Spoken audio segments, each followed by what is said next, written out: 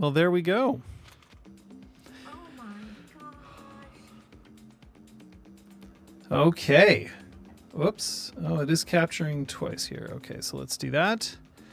Eiragwen, you mind saying something to make sure that we're not echoing here? Yeah, I'm saying something right now, and hopefully we're not echoing. All right. Well, in terms of our alerts are currently, every time the alerts play, it actively is about to kill me. Okay, well, we can do some adjustments for that. We're gonna drop the volume on that and see if that'll help. Because whoa boy, is it interesting when an alert comes in and it just I think you'll be able to see it because I'll just go. I heard one come through. It was so loud it came through while you were talking, and I heard it in the background. So yeah. Yeah. So for people who don't know, this is Eiragwen, who has been a mod on our channel for how long now? 84 years. I mean, it's definitely been like 8. Because technically you were a mod before we were on this channel, when we were still streaming on my channel personally. So it was, since session 6 of Exalted Nexus, Gil actually has the it ready and queued up. Holy moly. You actually know the session number. That's nuts. Like, that's pretty good. Impressively right? nuts. Yeah. Yes. But we are here because unfortunately we're not able to stream our RPG today. It turns out that 3 out of the 4 of us had conflicts, and I'm the one who's left. I'm the slacker who has no life. And so therefore... Sadawoo.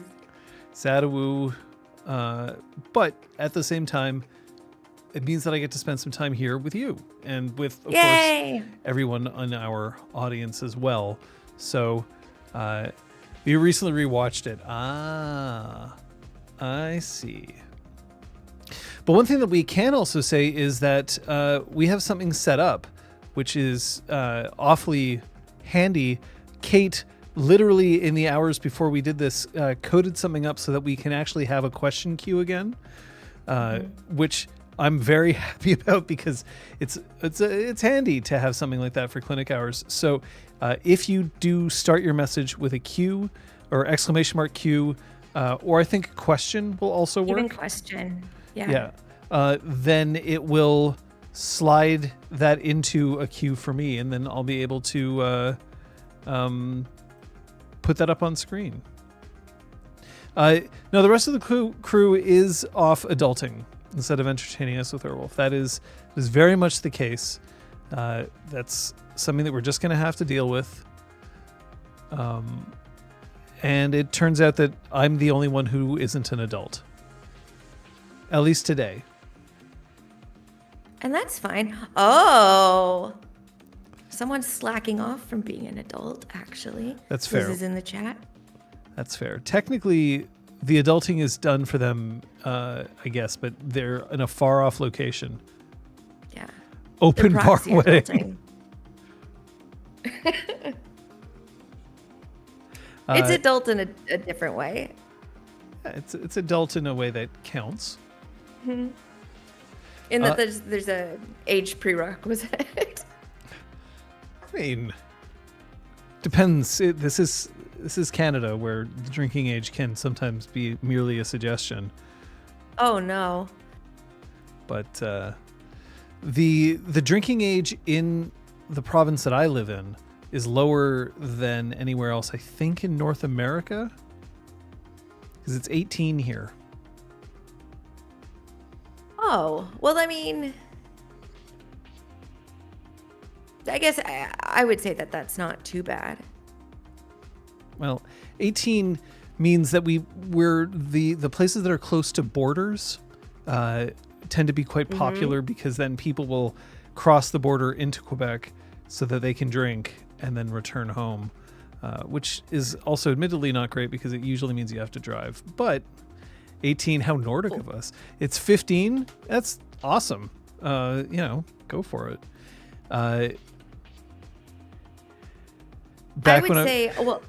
Go ahead. Back when Gil was a teenager, knew which bars would serve 10-year-olds that could pass for 14. Oh my gosh. I would say borders in general are interesting for the acquisition of alcohol.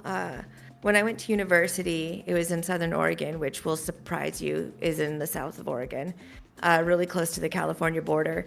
And even though there isn't a difference in drinking age by state, if you did cross the border into California, there was a liquor store that was kind of in the middle of nowhere that would just sell to anybody. My first drink, my first official drink, I think, came when I was 6. In that I found somebody had a mug of beer, and I thought it looked like ginger ale, and I took a swig from it, and then promptly was like, I wish nothing would exist in this world anymore. I have been cheated out of ginger ale, and instead have consumed something vile and disgusting. I fully know what your brain went through, because mine went through the same thing. The first time I had alcohol, I was around the same age. We were watching a 49ers game, and I reached back to grab what I thought was my mom's soda to have a sip, and instead grabbed my dad's beer and like chugged it. And it was like my brain went through this thing of just like, is this just really flat, really bad soda, or what's happening right now? And then I realized, oh no, I've drunken beer. And the thing is, like 2 years later, also watching a 49ers game, I did the exact same thing and was equally disappointed. And so now I see your comment there, bearded saltwater hippie, but I will never root for the 49ers. They've betrayed me twice. No, now you're just a Kansas City Chiefs fan. Yes, absolutely. I mean, I'm not much of a drinker anyway, in that I don't. Mm-hmm. I think people have noticed this.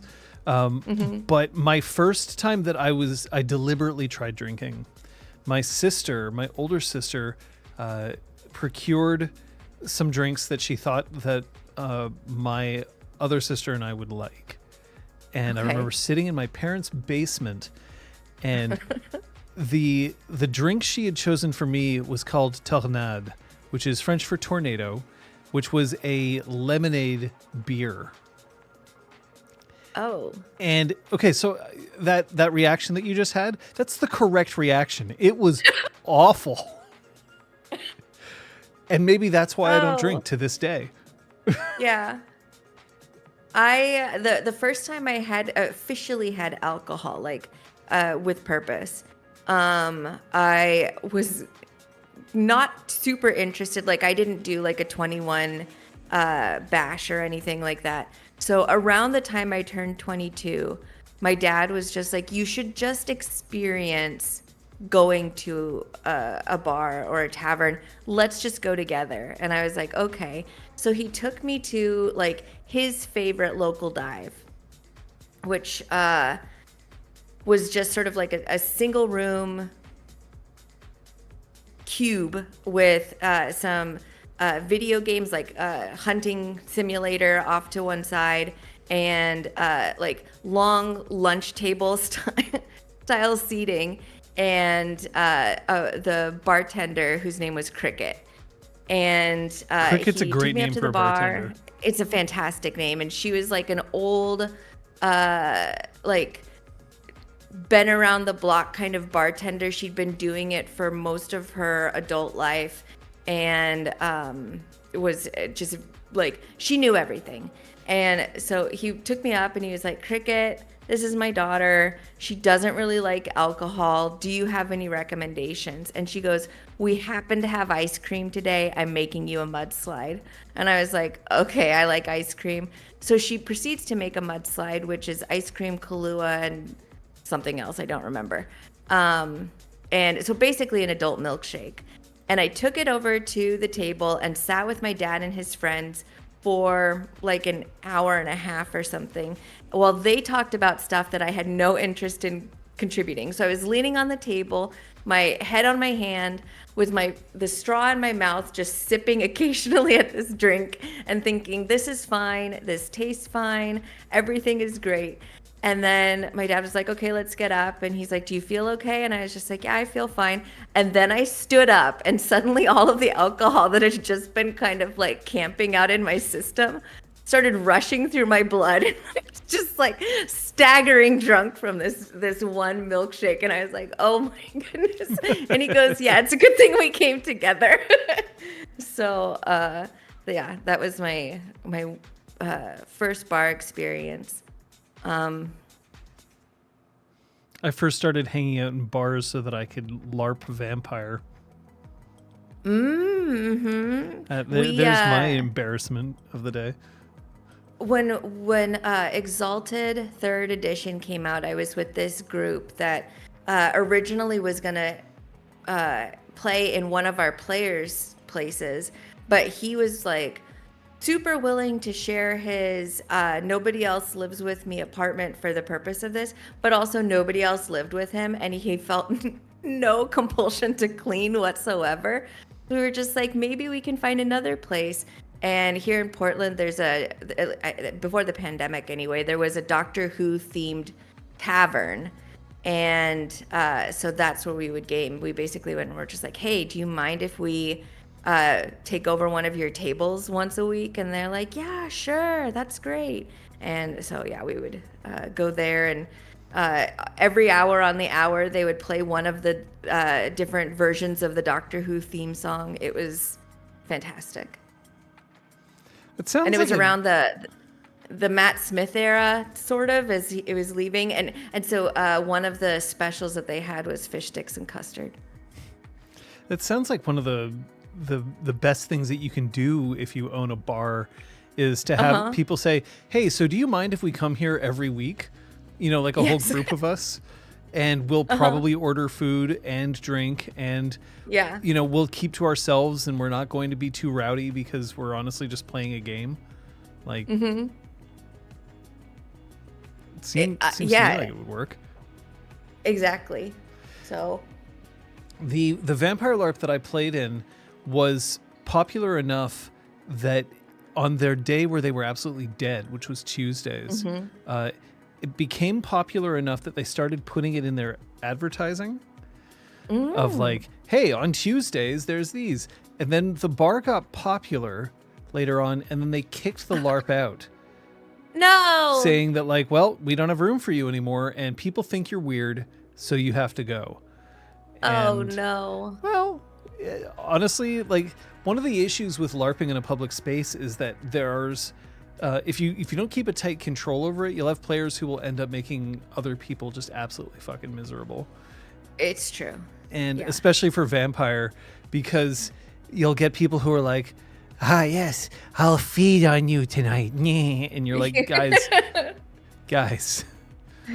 Yeah, no. I mean, it's in the nature of like the vampire mythos. So it's not like the people who LARPed vampire just suddenly came up with it, but vampire LARPing in particular is incredibly horny.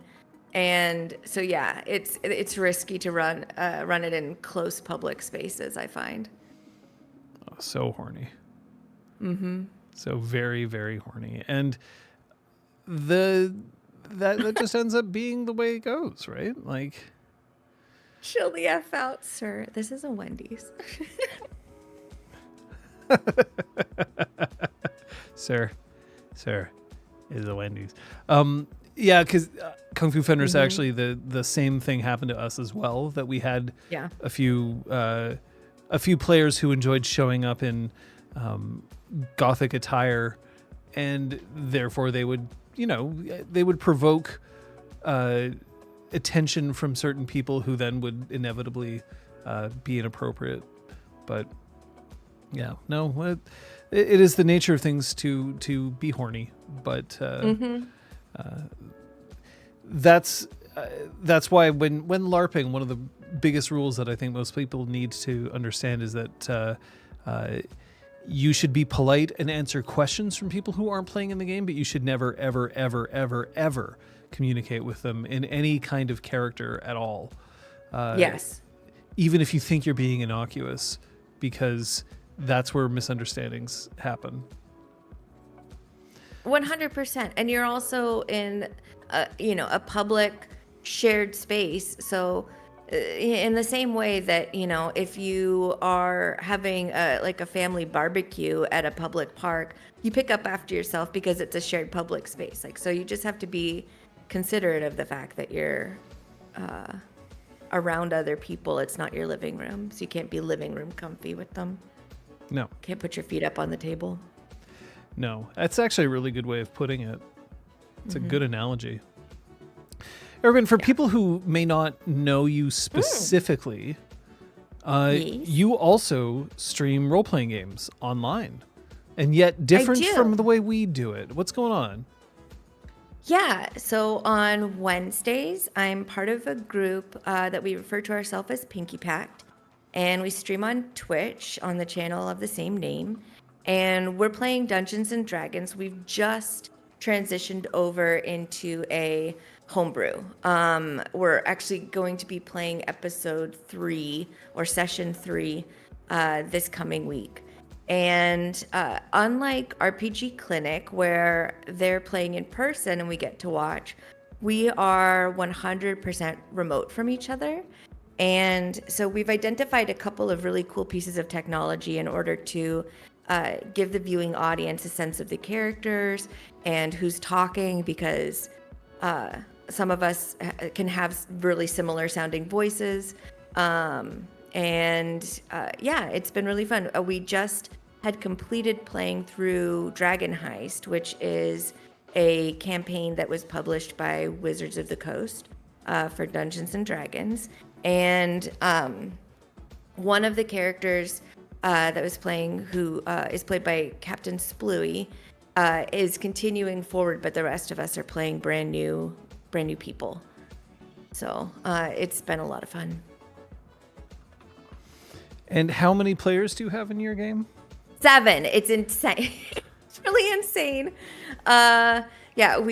We just had our first combat, and it went really smoothly. I was kind of shocked, actually, how smoothly. And it took a pretty significant amount of the session. We only play for 3 hours, but we got through, I think, 3 or 4 rounds of Dungeons and Dragons style combat with 7 players, and I want to say 5 or 6 NPCs that we were up against. So it was really well managed, and I was surprised and proud of everybody. 7. Uh-huh. I'm compelled to ask right away. Yeah. 7 players, also all remote from each other. So there's no easy way to read body language without lag. I don't even know whether you have video amongst yourselves or not. No, No, it's all purely audio. And it's really, really interesting. So the reason we've got so many is that it actually came out of GTA roleplay. So just to catch everyone up to that, Grand Theft Auto, there is a mod, not even a mod, just sort of like, I don't know what you would call it, an interface referred to as 5M that allows you to create completely custom servers that are separate from the Rockstar servers, that you can put all different types of things, like completely custom housing and builds and mechanics and appearances and everything. And so people use that in order to have sort of like, I would say, really glorified graphical voice chat role play with people, because you get to drive around and move, and so all of those mechanics. And a bunch of us were playing together in a group on a particular server, and Danny, who is our dungeon master, is a full-on role play addict. Like, she is playing practically 7 days a week, and she would be playing 7 days a week if she could manage it. And so she was just like, hey, I know some of you have definitely played Dungeons and Dragons before.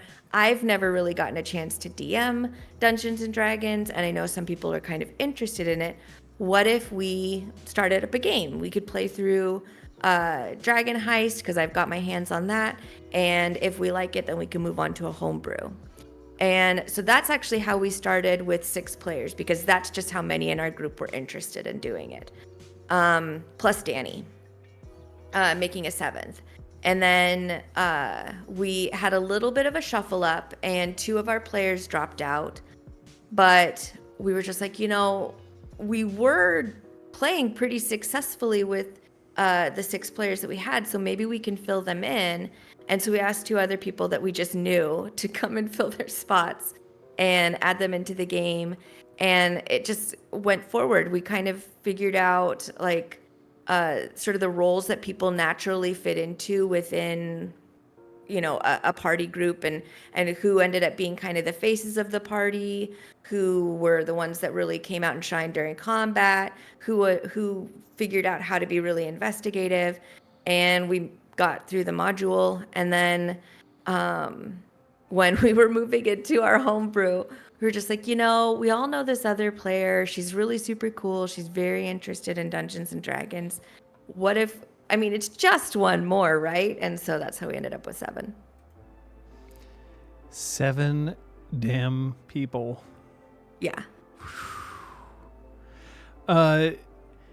So one of the things that I'll point out is that I think Dragon Heist kind of supports, they don't specifically say what the size of the party should be, but it's supposed to be, as far as I can tell, 4 to 5 players. Oh, and yeah. And you just went beyond that.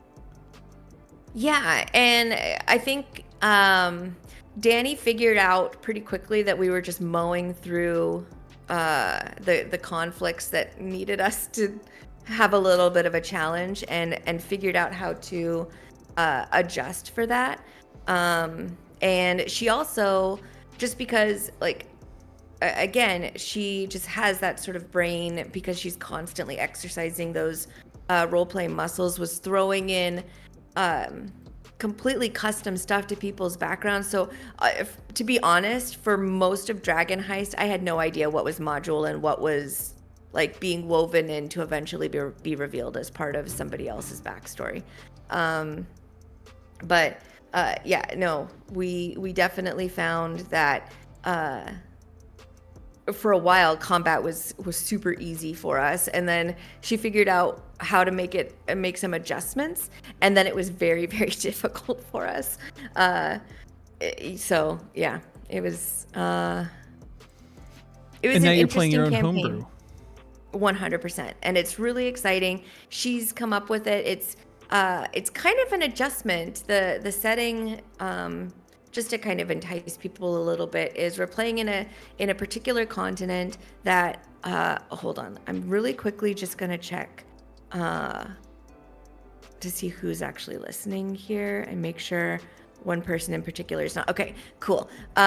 Nobody is. So my character, just to kind of like give you the link that I have into it, she is a homebrew race called an infested. She's a devil who has traded some favors away with a mortal who was going to quickly be abandoning their body.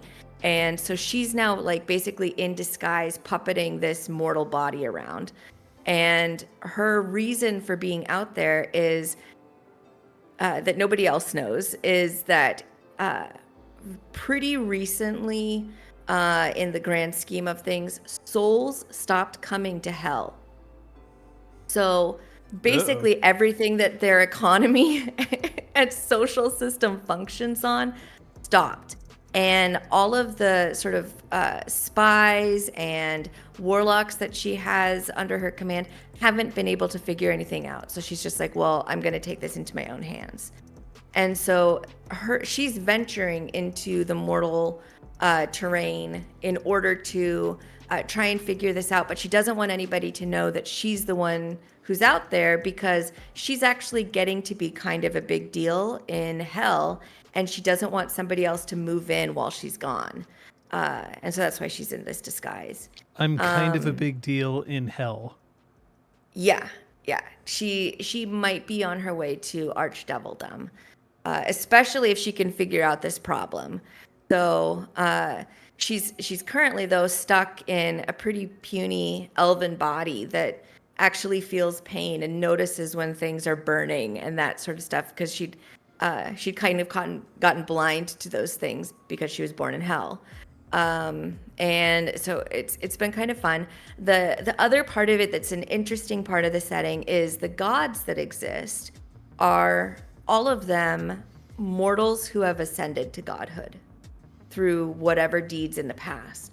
And so that's actually potentially on the table for our characters. Danny let us know that, like, depending on where the story goes, some of us could ascend, in which case we would no longer have control of our characters, and would just potentially bring in new ones if that should happen. But that's kind of the state of things. And I was just like, whoa, even me? And she goes, yeah, it would be a little bit harder for you, but that's definitely possible. So we'll see how this goes. I think it's going to be an epic scale campaign, but that's what we're playing with. And I think each of us are kind of trying to solve our own mysteries during an interesting party that we're attending. So if anybody out there has any questions for either of us, either about the Pinky Pact campaign or, honestly anything about RPGs, just don't forget that you can throw your question in there. Start with an exclamation mark Q, and you'll hit our Q so that we can put it up on screen. One thing that I did notice about your character, though, that I just wanted to ask, you're a triple multi-class? Oh, yeah. That was the other thing. Like, I decided to go super bonkers. And yeah, it's still the Dungeons and Dragons system, to answer Gil's question. The world is homebrewed, and we've got a couple of homebrew races like my own. But otherwise the systems are intact as they are. Yeah, she's a triple multi-class, and I did it purely because of how I imagined her entering into the world. So because of the fact that she is not from the material plane and she's being shoved into this body, I figured it would take her a little bit for, like, even just muscle memory to kind of kick in and for her to figure out how she's puppeting this thing. So her initial interactions with the world probably would have been pretty barbaric, that it would have been super emotional and just kind of, rage fighting. And then she figured out how to get the body to do what she knew how to do in hell. And so she became a fighter and was able to kind of, actually like function in a way that was a little bit more orderly. And then she finally honed into her better skills, which is being a ranger. So it's a terrible build in terms of like being min-maxy or anything, but it's roleplay driven. So I have already discovered that in combat, she's not like the coolest person, but that's okay. I don't mind. When she rages out and starts throwing people around, it'll make me happy in my heart. Yeah, Kung Fu Fenders actually is asking the question that I had my first my first question about that. Could you tell us a bit about the conditions around making sure that everyone can talk and get screen time in a 7-player game? Yeah. So one of the things that is really helpful to this is Danny is very conscious of it. And so, if it's been focusing in on a player or 2 players, she will, as she's kind of noticing the energy start to wane, or she's perceiving the energy is starting to wane from an interaction, she'll say, okay, and then like we'll pull back from that and we'll focus on these other players and like, how are you doing? So there's that's happening. The other part of it is that we are just like, to a certain extent, used to it. So if you guys watch the stream, you'll probably notice that we'll get a question asked to us, or one of the players will say something or declare an action that inspires a lot of us to respond in some way. And you'll see all of our little avatars, much like the one that I'm using today, kind of popping up and lighting up. and we just sort of know to like back off or say no, you go ahead, or that kind of thing. So there's just an expectation that it's totally okay to be out of character in order to help make sure that only one person is talking at a time. And you'll see me, because I'm very much like, although I love to play characters that talk, I don't like to interrupt people if I can help it. And so you'll occasionally see somebody saying something, and each time I think they're about finished, you'll see my little person light up as I go, but then somebody else starts talking, and I'm just like, okay, it's gonna hold. So, yeah, it's just a matter of kind of, if you're used to talking in a group chat with people, which we are, you just kind of figure it out. But it's not easy. It wasn't easy when we first started playing. I mean, we admittedly, in a group where we have 3 players and 1 storyteller, when we were remote, and of course, even then, when we were remote, oftentimes there were at least 2 or sometimes even 3 players in the same room. We were still experiencing some issues just in terms of the lag that you get. We had video even, so we still had body language. We could raise our hands or whatever.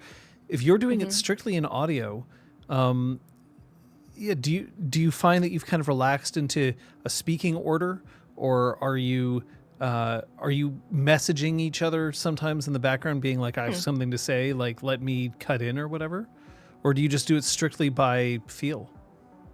It's primarily by feel.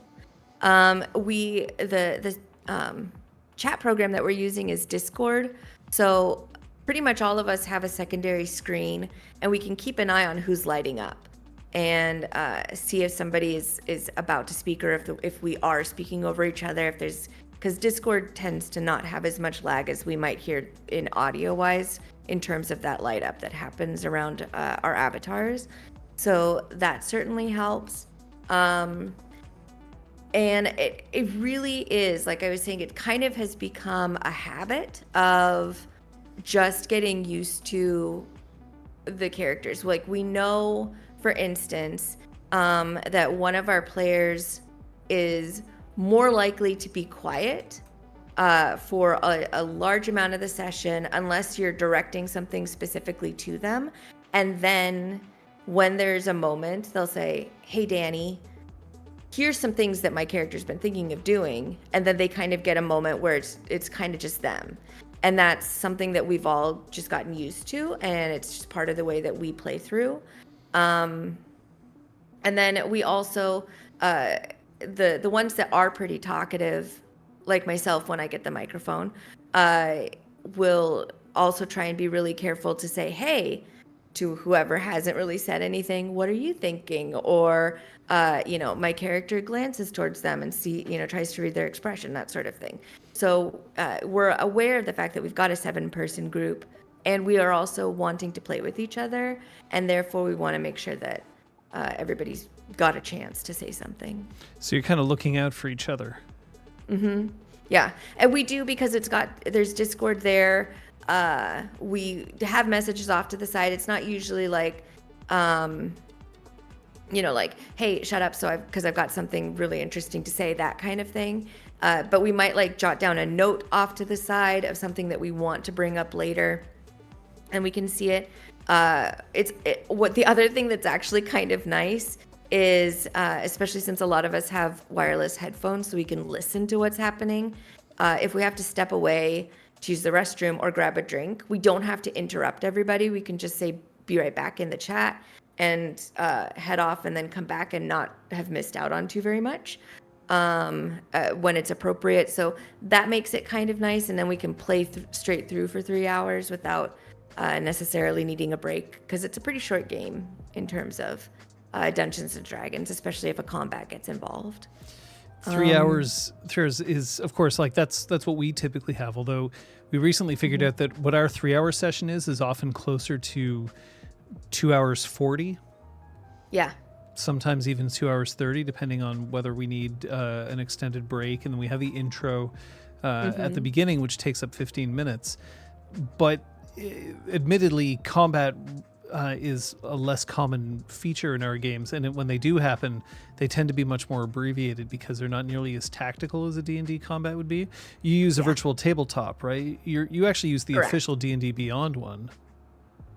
No. The new one that we are using is, and we just switched over, so the audience gets to see us kind of learning it, is a system. It's a virtual tabletop called Forge. It's also called Foundry. I think Foundry is a slight modification of Forge. But it's a tabletop system that does a lot of heavy lifting. It's really similar to Roll20, which is what I'm most familiar with. But that's the one that we use. It does have an interaction with D&D Beyond in terms of being able to pull character sheets that you've built in and reference some of the information that's on D&D Beyond, but it's its own little thing. Thank you for clarifying that. So yeah, the Foundry is what we are actually playing on. It's pretty cool. There is a learning curve that I'm finding, and I think it's purely because I'm used to a completely different tabletop system to play virtually. That's what I've been playing on for, gosh, ages and ages and ages. Probably 10 years at this point was I playing on Roll20, so this is brand new. And do you find that it's better than Roll20? It's got some features that are pretty stinking cool, I'm going to be honest. Like, one of the things that I'm really enjoying that's very helpful in terms of combat is when you are rolling damage, the person who is receiving the damage can right-click on it and apply that damage. Or if it's healing, apply the healing. And you see a cute little pop-up above the person. It actually, when you cast a concentration spell, it puts a status that your character is concentrating on something automatically, and if you switch to a different concentration spell, you see that it breaks the concentration on the first one and starts the new one. So it's a little bit easier in terms of Dungeons & Dragons, just kind of figuring out, keeping track of what the heck is going on in the game. But as Fenris is mentioning, it can also be a little bit fiddly. But I think it's cool. Once you get used to it, I think it's cool. I think it works. We've every once in a while we talk about the sorts of games that we want to play on our channel here. Mm-hmm. And one of the things that we've kind of realized is that if we ever do play a game that would require a tabletop, we wouldn't use miniatures. We would probably have to use a virtual tabletop at that point. Just because the camera angles of being able to deal with a virtual thing would be somewhat difficult for us to arrange. Of course, we also have no plans on doing such a thing. True. Not to devalue that as a gaming thing. It's just not necessarily our speed, our bag. But in terms of this sort of play thing that you're dealing with, of 7 players, a virtual tabletop, audio only, and yet, I mean, you keep coming back. You've been playing now as a group, albeit a group that's changed over the bit, but now you've been playing for quite some time. So clearly it's working for you. What would you say is your biggest frustration then with it?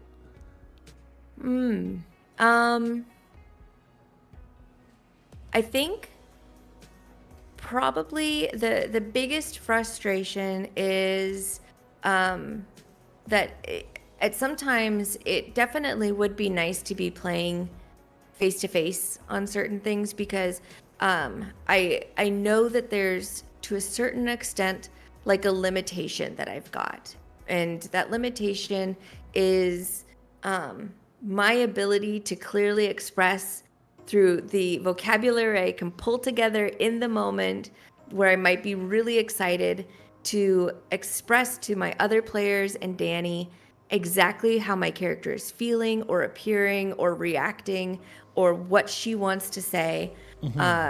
Whereas, if we were in person, maybe just my facial expression at the time would cover all of that for me, and I wouldn't even need to say anything. That's one of the things that's pretty cool and also because it can be a way to make it really explicit exactly how a character is reacting to a moment, when you have to verbally say, my character is reacting in this particular way to this thing. Her expression is saying this thing. Whereas if it was in person, that might be a little bit clearer, but it might not also be clearer. Like the player's reaction might be one thing, and the character might have something totally different. You know, I mean, that's one of the reasons that green cards get thrown up a lot while we're watching RPG Clinic, is just to be super clear that the expression on somebody's face is that they might be very upset is in spite of how much fun they're having, because they're reacting as the character.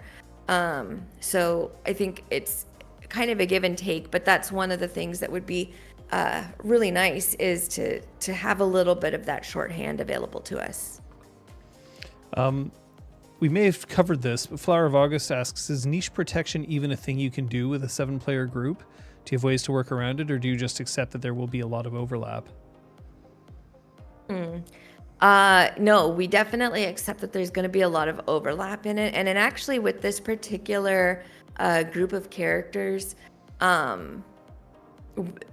when it comes to combat, we know there's going to be a pretty significant amount of overlap. We've got 4 out of the 7 characters could act as potential tanks. If we're talking in sort of like MMO style combat. And pretty much everybody has the DPS qualities. Oh my gosh, to be very honest, like as a group, in character creation, we seem to have said fuck you to healing. We've got a couple of people who can do it, but that's definitely like their tertiary ability. So we'll see how things kind of shake out for us in terms of that. But that's also been kind of the interest that was shown in the first game that we played in Dragon Heist, was healing was not what people really wanted to do in the combat. They wanted to be able to be like part of the front line or throwing cool spells in from the back. And so we just kind of figured out, like, this is how this group of players kind of likes to fight and to interact. We've got, in terms of non-combat things,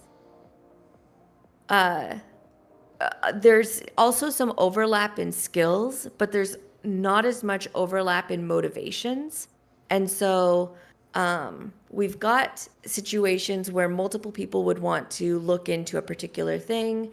And in that case, Danny either handles it as everybody's kind of looking at their own thing and everybody rolls, or we do group rolls, or everybody's helping one person make one roll and giving them advantage, depending on the situation. But where, you know, my character might be really insightful, she's only insightful in particular situations. Like, she's only really interested in kind of reading the expression or the body language or the intentions of certain people, whereas other people, they just kind of don't even like blip on her radar, but they're absolutely interesting to other characters. And so that's kind of the other thing, is the uniqueness of what each of our characters wants to accomplish also helps with separating that overlap a bit. Makes sense. Mm-hmm. Requiem asks, how do you handle safety with so many people working strictly off audio? Yeah, this is, I think, probably another personal frustration that I might have. Like, we really, in Pinky Pact, haven't experienced a lot of safety issues. And I think, to be perfectly honest, like, for us, and I'm, knocking on, I don't think this is actually wood. Well, it might be plywood. But I'm knocking on a wood-like substance, that it doesn't come up, because there's definitely been streamed games that have had safety issues. I think because of the fact that we are on stream, we're also being really conscious of each other and conscious of the fact that there's other people watching and listening, and so it doesn't come up as frequently. But I would say, in comparison to RPG Clinic, we don't have like a safety card system or anything. So it would really just come to somebody like like posting in chat like or speaking up and saying, let's do something different from that. And we're all like super conscious of that. Like we want to make sure that everybody's safe at the table. And during our session 0 and leading into our session 0, Danny basically put out some a PDF that was sort of like a red, yellow, green for a bunch of different topics, and then also some fill it in. And then she had one-on-one conversations with us in order to get a very clear understanding of what we meant by our reds and yellows, and how how much of a red is our red kind of thing. Like, don't even mention it, or it's fully off screen, but it can be referred to or implied, that kind of thing. And so Danny has a very clear understanding, and then she compiled that. So she's got a guideline that she's working off of when she's building story or preparing to tell it. So that way she knows, basically, I can operate within this particular sphere. Here's the reds that everybody else has created as an outline for me, that I can't go beyond those lines. Here's the yellows that I can touch on. And, I can touch on it a little bit heavier for this character because that's a green for them, but everybody else is a yellow for it. So, that might be something that their character can lean a bit more into. But, I'll describe it vaguely for everybody else, that sort of thing. So that's how we're handling safety. So you still have safety tools. You just don't have the same kind of active safety tools like the cards that we use, but you have what are the equivalent of lines and veils. You're using the checklist, which I think is a Monty Cook. Yep, there's Kung Fu Fenrir saying it. Yeah, it's a Monty Cook Publishing has put that out. Although I've seen various versions of this checklist floating around. But yeah, those are still absolutely safety tools that your table is using. Not every table is going to have active tools like we use. And as much as I recommend them, I'm also not, I'm not going to claim that it's the only way to go about doing things. So that makes a bunch of sense. Kung Fu Fenris is asking, what do you feel like is the biggest advantage for an image and video game compared to video? One of the things that I think is an advantage, I'm not going to say it's the biggest advantage. The biggest advantage is we've got folks who are playing from all over North America in multiple time zones and from multiple different setups and everything, and we get to play together. That's the biggest advantage. That doesn't have anything to do with the fact that we're streaming. That's just the nice thing about being able to play virtually. And I think it's very, very cool that industry has grown. It was definitely around before 2020, but with 2020, I think a lot of things have expanded. And I think that's just super cool. We've played with people who were on completely different continents before in gaming groups. So it's awesome. But I would say the biggest advantage from a streaming perspective of using the voice and the image is the viewing audience gets a really clear idea of what these characters look like. And there isn't anything where there is a transference between Isarsha, my character, and me as a player. And there's a really nice separation there that I think we're very small. Like, I think we maybe get 20 viewers if things are really spicy. But it's more like, 11 or so. And but if we were bigger, or if a larger streaming group was doing something similar, I think it would be a really great way in terms of safety to prevent some parasocial attachment onto a player because somebody really likes their character. It's all just the characters and then our voices added onto it. Even Danny is being represented by an avatar. I mean, also your avatars are all, if you'll forgive me the term, your avatars are all hot. They're so babelicious. I'm so excited for Was this a True. coordinated effort amongst all of you, or did you just all independently decide to come up with smoke shows? There was an independent effort. There was also a really amazing artist who is on Fiverr and is like criminally undercharging. We tip her very well. When she does, she's done most of the portraits. Actually, everyone's except for mine and Kaladin's and Danny's were done by this one same artist. And we're actually working with another artist, Ina, who is doing PNG tubers. So it'll be really similar to what I've got right now, where there's like a talking version and a silent version as opposed to just a portrait. But it's based on the art that we've had commissioned up until this point. Yeah, no, I think that we just had in mind like just super, super, super fucking cool characters, and they all just happen to be also super fucking hot at the same time.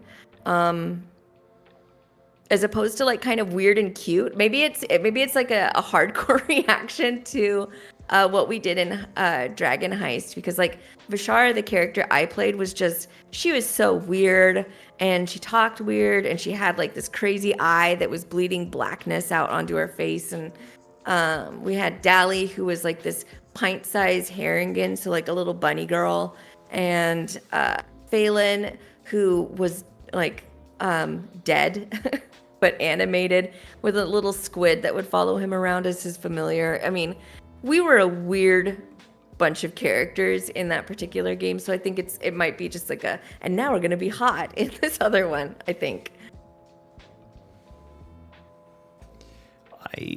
I can respect not only, first of all, the fact that you've commissioned artists and that you treat the artists well and that they're willing to come back. One of the things that I can tell is a lot of people who do commissioned art out there don't need you, if that makes sense. Like often if you're established enough, you have only so many slots to go around. And so therefore, if you are somebody they enjoy working with, then they'll make room for you. So that kind of speaks highly to a certain degree as well, because obviously if you did one commission and then it was a pain in the ass, then they wouldn't necessarily want to come back to you for 3 or 4 more. So that's handy. Oh yeah, treat your artists well, especially if you find one who is criminally undercharging, which unfortunately happens, especially because there's art services out there like Fiverr, or VGen is a really fantastic one, because there's a lot of work that VGen does. It's a service that's primarily focused towards VTubers, but they have people who do regular art and everything. I'll put a link someplace. But I really strongly recommend, because all of the sellers on there are verified. And so you know you're going to get what you're paying for. But especially ones that are in, this is going to sound weirdly political, but it's not, like Eastern Europe, and in particular, there's a lot of really weird social stigmas amongst other artists for overcharging. And so even if you're really worth it, if you start to raise your prices, other artists in the area will just sort of like think negatively of you or encourage you to keep them low, because they want to kind of have it be like, I don't know, just like this weirdly affordable region to purchase art from. And I don't get it, because everyone that I've ever commissioned from that's from that area is really, really talented and is deserving of a lot more for the time and effort that they're putting in. And so you find them, and if you're working on a really tight budget and that's what they want, that's what they consider fair for them, then you could do it. But I really strongly encourage, if you can throw a tip on top to make it what it's actually worth, then they'll love you and they'll be willing to, like, bend a little bit on, and be a lot more communicative with you, especially if you're coming back. It's just so great. So I strongly encourage any artist that you work with to make sure that you're really paying for them, because, man, creatives out there, especially in the environment of AI coming out and how easy it is to kind of put your idea into an artistic format using Midjourney or whatever else. It's so nice to really appreciate your artists these days. What sort of tech do you feel like could help you going forward in either your game or in general for this sort of game, besides easier art access? Yeah. So the stuff that we use is right now is Fujitech. That's what we're using right now for this conversation. And it's super cool. It's free, but there's a premium version. There's a couple of other ones. If you Google things like Discord Reactive or PNG Tuber, you'll find a bunch of different services. But that is something that we have figured out really works well for the type of stream that we're doing. We've also figured out that like layout is important. We had a couple of different layouts when we were doing Heist that would kind of give the audience that was viewing a sense of what was going on. So we had like a tavern setting, a combat kind of setting or scene. We had a nighttime scene, that sort of thing. And we had tabletop audio music to go along with it to kind of set the vibe for what was going on. But Kenna, who is our primary host for Pinky Pact, really took some time to come up with some layouts that I think better suit how we play, because it doesn't always make sense to feature a map on screen if the map is not doing anything. It's taking up a lot of real estate visually.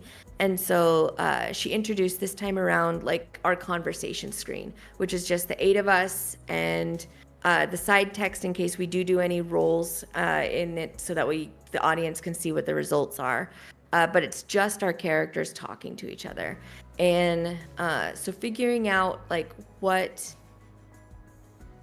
is needed to express to the audience what we're experiencing as players, I think was a big part of it. I don't know what additional pieces of tech we would really want. I mean, it would be super cool if we had, like a soundboard to be able to like throw in some like, combat noises or whooshes or magical noises, that kind of thing, just to kind of beef it up and make it, super fancy or whatever. There's opportunities if we wanted to like invest some money into this. Like just to be super clear, Pinky Pact isn't even an affiliate on Twitch. Like we don't stream enough to even make that qualification. So anything that we do on that technologically that costs money is just like because we are kind of loving it. But it could be cool in the future if we wanted to invest in the effort and the cost to do it. But to have like injured versions of our characters, when we do take damage in combat. So that way there's that kind of visual. But I don't know. Right now, I think we've gotten it to the point where we've achieved comfort, where it's just enough tech so that the audience gets what we're doing, but not so much that it's a distraction. Tech's one of the things that we're constantly fiddling with here. I mean, it's just the way that it is. Yeah. And it's you achieve levels of comfort, and then you start realizing that comfort is kind of the most important thing. Because we don't do this as an attempt to like make money or an attempt to make it big, right? We're doing this because it's fun and we like sharing it with other people, and we want to put on a good show. But things like, oh, well, we could go with these microphones, or we could go with these microphones, which they sound better, but they're a pain, or these microphones which sound good enough but are easy for us to set up and take down. All of these things kind of make a huge difference. One of the things that I will say when I've had a look at other streams is that layout is often one where I am very much, I'm sensitive to layout. I'm not even convinced that I'm ever going to be satisfied with our own layout, like one way or the other, just because there's always going to be some part of me that's like, oh, what could we do better? What could we change? What could we... But the layout that you have is very crisp and clean, and it's very appreciated. I've seen a lot of streams where people just kind of throw things up on the screen, and there isn't really an attempt to make it pleasing to see. It's just more like, either get as much information as we possibly can on the screen at all times and hope that that's enough, or kind of putting things on screen, but it's sort of the bare minimum of what you can do. And one of the things that I will say about your image and audio compared to video is that it's very crisp and clean to watch. Yeah. And that's something, I'm not trying to come down on other streamers. Obviously, other streamers have done a way better job than we have. But something that inevitably irks me when I look at some role-playing streams is when I see that there's a bunch of videos and they're alternately laggy, or one of them is at a very low resolution compared to the other players, or the frame rate's off, or one player has sound, like microphone sound, which is just awful compared to everyone else's. And I notice these things, but when I tune into Pinky Pact, it's because it's pre-drawn, but it has that delightful kind of reactive bounce to it, so you can tell who's talking at any one point in time, which I think is critical, right? Especially if you have 8 players, well, 7 players plus a DM. If I'm new, how am I going to be able to tell those 8 voices apart? So it really helps to have that kind of sight line. Yes. And that was like, I owe all of the coolness of our stream to Kenna. Like, she figured out this Discord reactive thing and was just like, this would be really cool. So like from the jump we had it. Initially we had like little pixel arts that we made on that site. I can't remember, like yeah. I don't remember. But where you can make just little like free custom avatars for yourself. And that's what we used. I think they ended up working out really well for that particular game. We kind of leaned into the pixel art stuff on some of the graphics that we were using, that kind of thing. So, it was a really cool thing to throw into the game when we decided that we wanted to stream it. We were originally going to have some custom avatars that were just kind of little goober looking avatars, kind of similar to the one that I'm using right now with my mushroom hat and everything for the characters. But that was one of the players that ended up leaving the game. And so we didn't have it. And we were just like, you know what, let's just keep with the pixels. We know that these characters aren't going to be around forever and ever except for one of them. And so we'll really invest when we want to get good art going. And actually, like, the player of Dali was just like, I don't think I'm ever going to get Dali, because in my heart and mind, she was always a temporary character. And so, like, I just didn't, like, lean into her very much. I got art done of Dali because I loved that little bunny. But, she was just like, the character that's already in my heart and that I'm excited to play is the next one, Rosie. So, that totally veered off the question. No. So one of the questions that we had in our Discord that was lingering here that I thought I'd bring up is, how do you introduce a new player to an established group? Clearly in your group, you had to do this with 3 separate players, 2 at a time where 2 players had left, and then the 7th player who was tacked on top of what was already a pretty full game.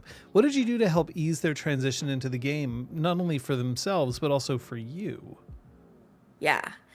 So there's a couple of different things. First of all, it was really helpful that we knew all 3 players that we were bringing in as a group. So these weren't like total strangers. I feel like there's a steeper hill there that I really can't speak to. I've never brought a total stranger into a game, but especially one that's been ongoing. In this case, with the 2 players that were joining, how do I say this? The transition from the first 2 players and then into the second 2 players had some drama that the second 2 players were aware of. And so they were just kind of eager to jump into some shoes and be more drama free for everyone. So there was part of that. They had that enthusiasm that they were just like, yeah, we want to come in and just play a game that's fun. Story wise, we decided to make sure that for the character I was playing, Vishara and Dali, that they actually knew each other in the past. So there was an existing hook between the two of them. So when they ran into each other, it was an immediate like, you're helpful. And I know that I can count on you because we've known each other in the past and we knew each other really well. Our other person, Phelan, was the other character that got brought in, and he did not have any connections whatsoever. But Danny very helpfully introduced him to the rest of us by having one of the existing players, Eslin, her character, fall on him and crush him in the middle of the street as she was suddenly like manifested back into the material world, having died. So it was very much just like a I don't know if you would call that a meet cute because they didn't get together or anything like that, but just like it was two architects with arms full of papers slamming into each other, and suddenly you've got the rest of the plot carrying on afterwards. And so as players, we had no idea how Phelan was going to get linked into it, and then Danny literally dropped Eslin on Phelan, and voila, Phelan had a reason to escort this like injured woman to her place of rest, and then the rest of us to be like, you are super strange, we have questions about you. Oh, it's late, you might as well stay the night, that kind of thing. So it was, in terms of bringing the characters in, we figured out ways to do it in one case very organically, and then in the other case a little bit more forced, but in a fun way. And as players, the other big thing that was really key and in general to these being successful, again, using Discord, but I think any similar service would have helped, is we created a Discord specifically for our game and then went out of our way to organize it in a way that allowed us to like focus, having just like shitposty type conversations or game type conversations and character building conversations honed together, but also like, you know, separate secret channels for between Danny and each of the players, talk about their characters and concerns and that sort of thing, and have it all in one nice, neat place, a place for us to show off the art that we were getting and get people hyped and excited and feeling welcome. And for our 8th player who joined, who's playing Kalina in our new game, and she's just shining. I love her character so much. We played a one-off with her around Christmas. A couple of us played with Danny DMing to get her used to how we were playing and what we were doing. And that was super fun. And then it meant that she was already in our Discord for the games and able to partake in the conversations that was happening. And so then when we actually started streaming, she was just already part of like this little gaming group that we had. She's also a streamer on her own, so she's really comfortable speaking to an audience. And she's a VTuber, so speaking to an audience via an avatar is like old hat to her. It's so you mentioned that there was organic, but then also kind of specifically planned integration. Some of that's going to depend on your group. Some of it's going to depend on the kind of experience level of the player who's coming in. Very experienced players can often kind of swoop in and sort of adapt to the vibe and go straight into it. Yes. And others kind of don't. Some of that is also comes down to another question that kind of hit on Discord, which we've seen a bunch, which is how to make characters in a playgroup fit together and have a reason to stick around. And preferably while leaving options as open as possible. And there's one thing that I can say that it's just very basic about that, which is you need to create your character in such a way that your character will fit in with the group. You have to resist the urge to have the default be my character is selfish and only wants to do things for themselves. That's a more advanced form of play which I've seen even people who are very used to role-playing or have been role-playing for a very long time still struggle with, which is the concept of, I don't want to be here, and yet I will find reasons to stick around. And in a game with 7 players, it's also it's very easy, at least maybe for me, I'm not in your game, but it would be very easy to see players ignore a character who they just didn't want to talk to because there's 6 other people at the table, right? Like I can talk to them instead. So yeah. The best thing that I can tell you in terms of how to introduce a new player to an established group is figure out how to do it. Don't worry about it being inorganic, because failing is a lot worse than plotting it out. But also just make sure that the character is built in such a way that they would want to adventure with other people. They don't necessarily have to like it, but they have to want it. I can't do this on my own, so I have to stay with you. And then understand that if at any point your character does not fit with the rest of the group and they would want to leave, then that's a good indication that that character's story might be over. Making other people bend over backwards in order to satisfy your player fantasy isn't always an easy ask, especially the more players you have in the game. Yeah, well, one thing that's also super true, when I have DM'd a character, or DM'd a game, one of the prerequisites that I tell all of my players as they're building is, you can have a hesitant or a shy character, or the moody guy who just looms in the corner.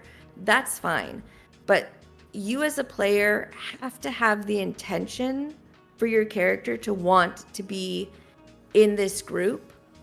Your character and you have to want to be a part of this, and your character has to have, for my games, a heroic sensibility. Even if they're hesitant to go on that journey, they have to, if they're being offered a choice of stick around here or go home or continue forward, they always have to make the choice to continue forward. So build your characters with that in mind. And the same thing was the case for this particular group of characters.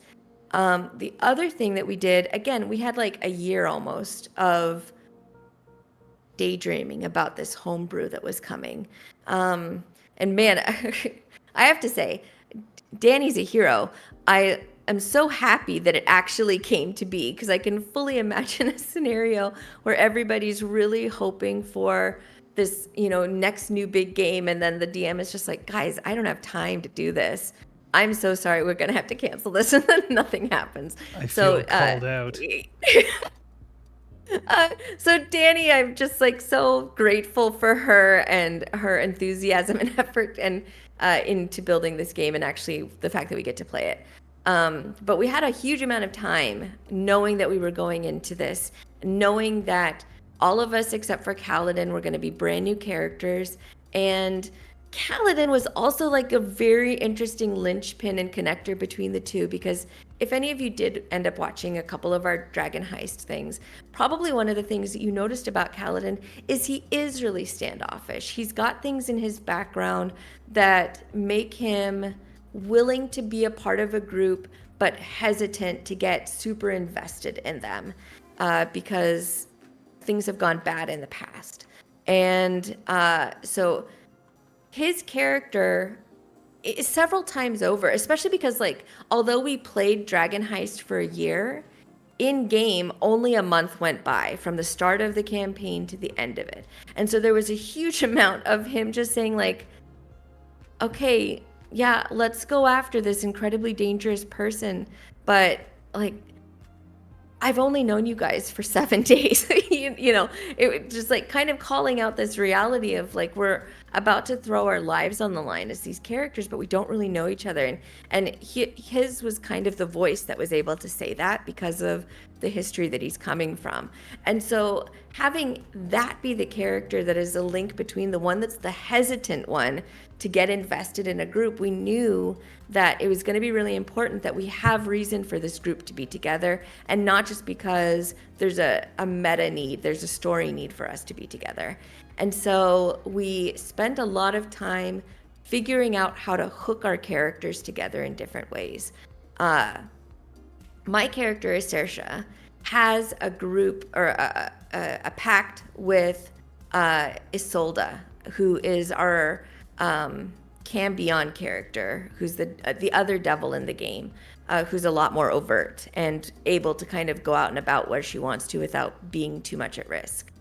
And so we have a pact of basically assured mutual success or mutual destruction. We've got a contract written out that basically we will both decide to work on this similar problem together, and will take actions that don't inhibit the advancement of our goal. And if we do, then we get to destroy each other.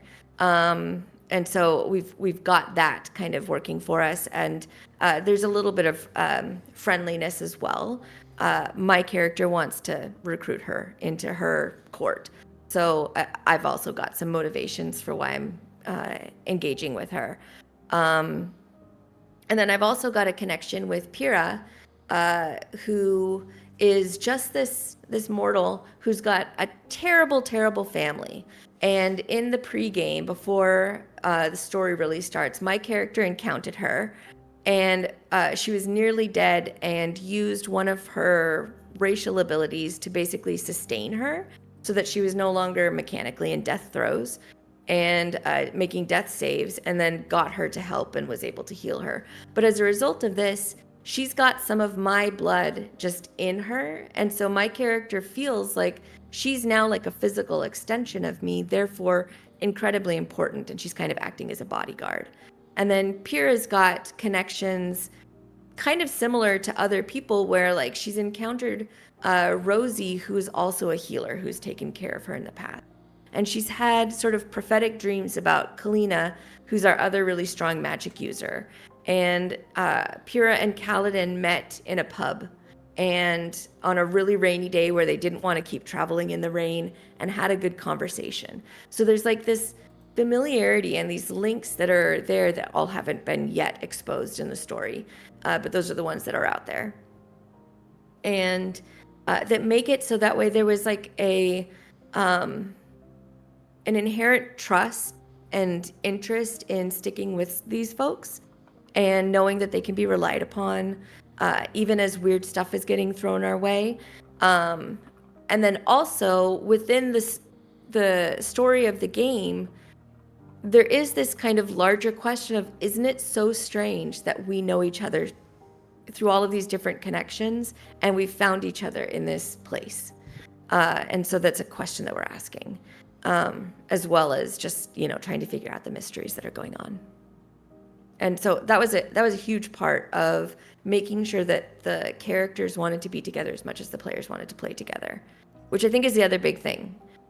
If you've got people at the table that are going through the motions, then it's really hard to get their characters involved, as opposed to if everybody's excited to be at the table and play, then it's easy to hook characters together, whether you're doing it in backstory or meeting in a pub or on the battlefield or whatever the hook is.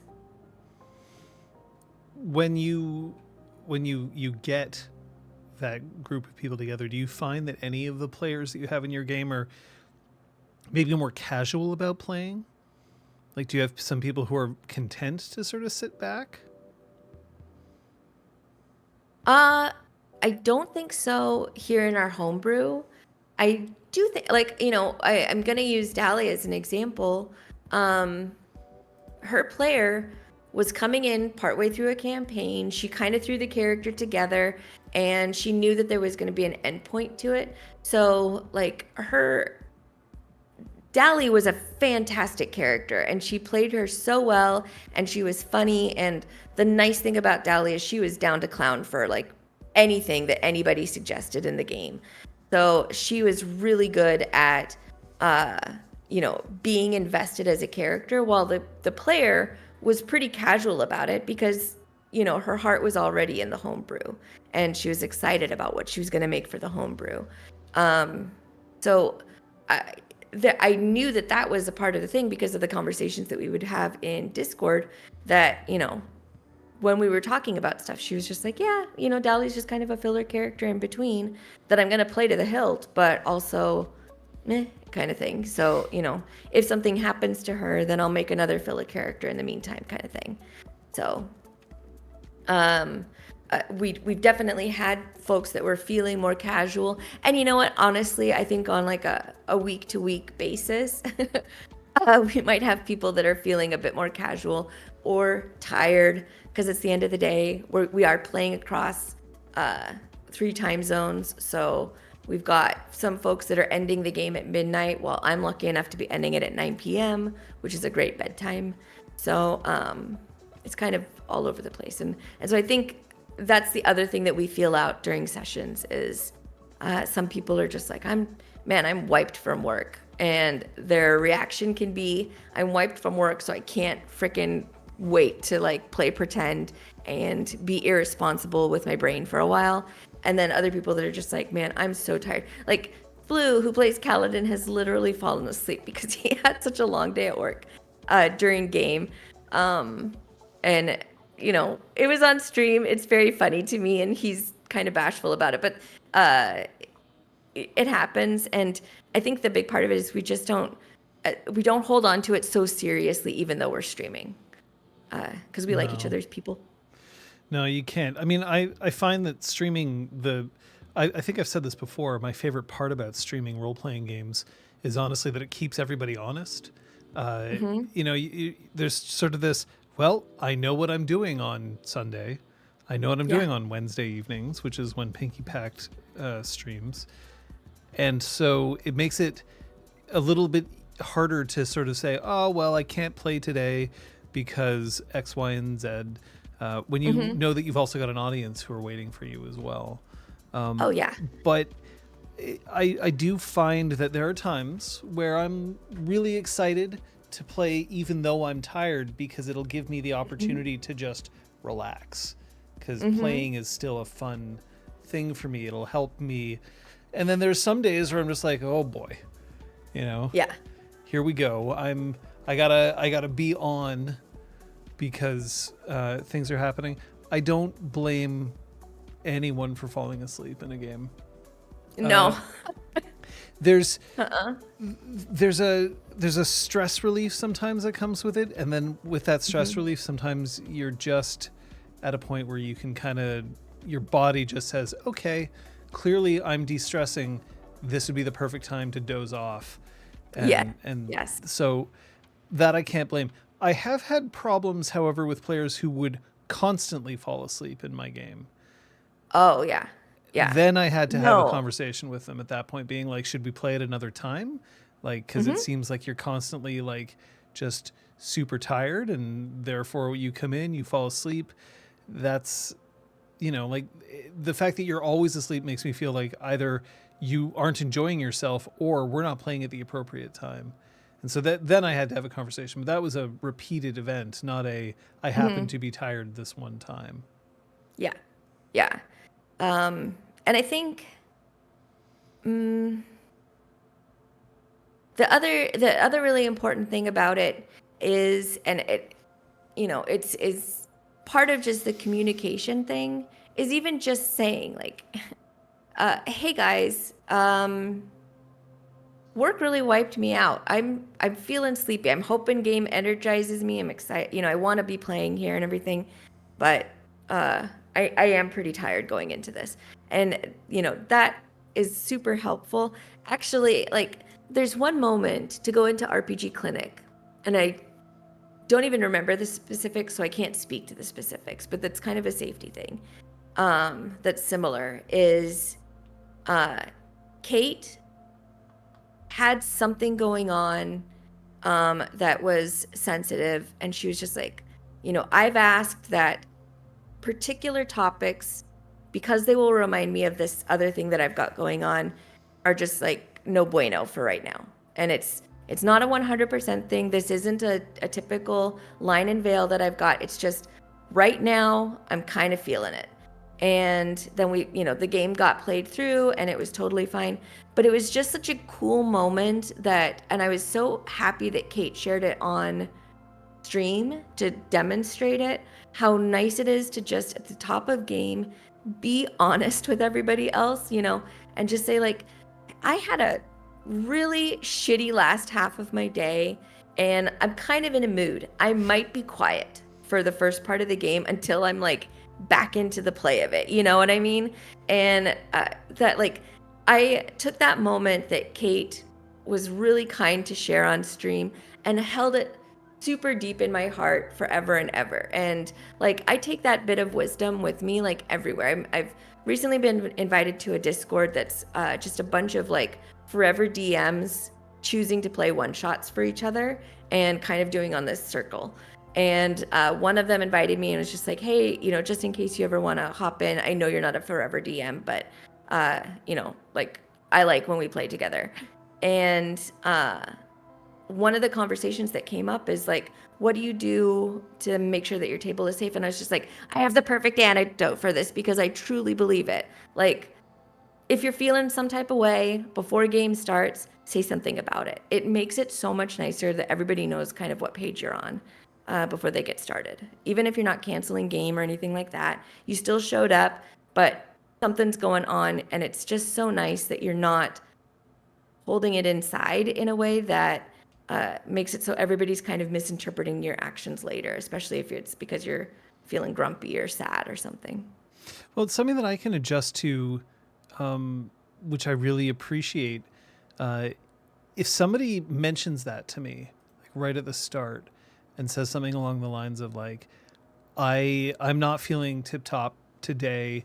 I have low energy. Then that means that I can also ask, okay, well, does that mean that you would rather that the game be casual? Or is it just that, you might not be as active as you normally would be right at the start, or what?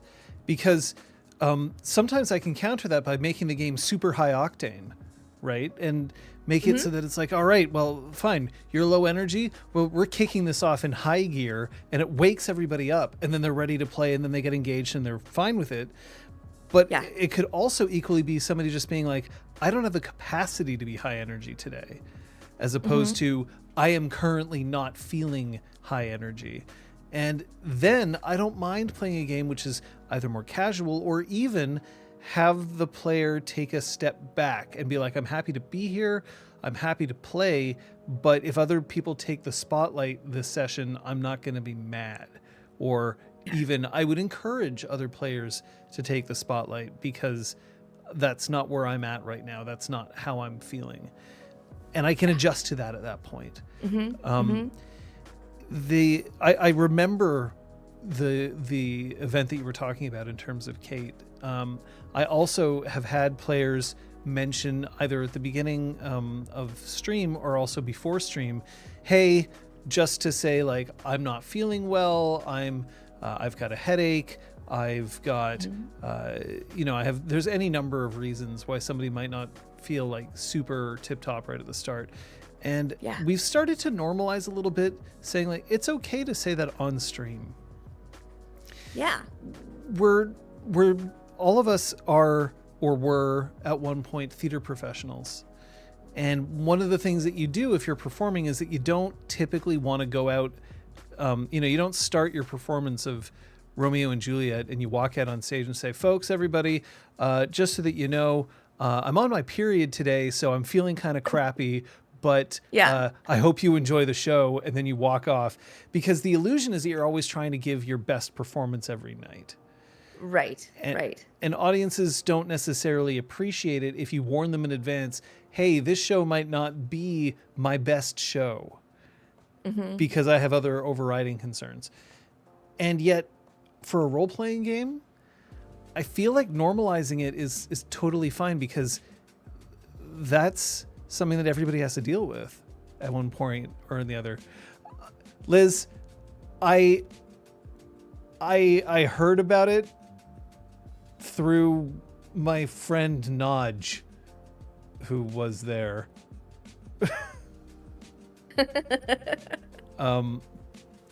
And I kind of want to see this sort of attitude around being a performer versus sharing something. Is they're two different things. And as much as I enjoy performing, we made the decision a long time ago, and I keep revisiting it because we revisit a lot of things when it comes to RPG Clinic because we don't want to take anything for granted. But one of the things that we kind of all have agreed upon is we're not doing this in an attempt to gain stardom or to make it our full-time jobs or whatever. I mean, we could be clipping the most interesting parts of our games and throwing them up on TikTok, and we're not doing that. We could be playing games that are more popular, like D&D? D&D. Yeah, D&D is something that is much more mainstream than the other games that we play, so more people search for it on Twitch. And if you search for D&D on Twitch, you will not find us because we don't have mention of that. But we don't do those things because it's not what I would hope for. We're just playing. And if we're just playing, then it's totally fine to show up and be like, yep, no, today I I slammed my dick in a car door earlier, and so I'm in a little bit of pain. And I just want you to bear with me. Jeez. I don't know if this is like a reflection of the trends with sort of the renaissance of tabletop games that's been happening that people refer to, or if it's just like personal growth as a player. But I remember when I first started playing, and like in a very similar way to like actors on stage, wanting to have the I'm just going to say that the kayfabe for the audience that everything is always on and correct and everything, and there aren't issues that are going on behind stage. The focus when I first started playing these games was 100% like, I wanted to play with the people that I was playing with, but the game was the thing. The character was the paramount reason that I was playing it, and I loved her, and I would dream about her. And like when my friend who was also playing and I were walking to classes, we would like talk about the character and all of like the other meta that would never be really presented in game, but this was the reason that she was making the decisions she was making, and the reason his character was making the decisions he was making. And like it was just like this, like we were fanficking about our own characters constantly because the game was the heart of it. And it was working out really well because I was friends with all of the people that I was playing with. And then I would move on to playing some games where it was like with acquaintances, and LARPing, and which was definitely with acquaintances, but again it was kind of like building more and more about just like kind of the game. And then I think there was like this switch that happened around the time that I was participating in a changeling LARP, where I started getting invited to hang out with the people that I was playing with that I didn't know very well. And and there was like side games and parties that were happening and everything, and it was we weren't talking about our characters, we were talking about ourselves and the things that were happening, going on, or different games that had been played and that kind of thing. And it wasn't that conversation was never happening before, but it was kind of like this switch where I was just like, like playing with these people is actually the real reason that I'm really enjoying this, and why I'm enjoying jumping into like these like weird one-shots that are being played, or these room games that don't really have anything to do with the main characters that we've been playing for this changeling thing, is because like playing with these people is what's exciting. And I've always liked that. That's why we played multiple campaigns, and it wasn't just like one game that lasted forever and ever, because the character was the heart of it. And it's kind of grown now, especially with virtual, where in order to feel like you're at home with people, you have to have a lot of conversations. And now it's really, truly about like, just enjoying being able to sit down at a table with these people and play these really fucked up weird characters. But like, I'm doing it on Wednesdays because of the joy of who I'm playing with, getting to hear what comes out of Danny's head. Having the people that do want to come and watch our streams like engage with it and say hi and that sort of thing is that's kind of the joy of it. And then the game is a little bit secondary at this point, even though I love it and I've been looking forward to it. I've been looking forward to playing Ysersha for 3 years at this point. So like she was in the back of my head for a really long time, and I finally had a game where I could bring her out.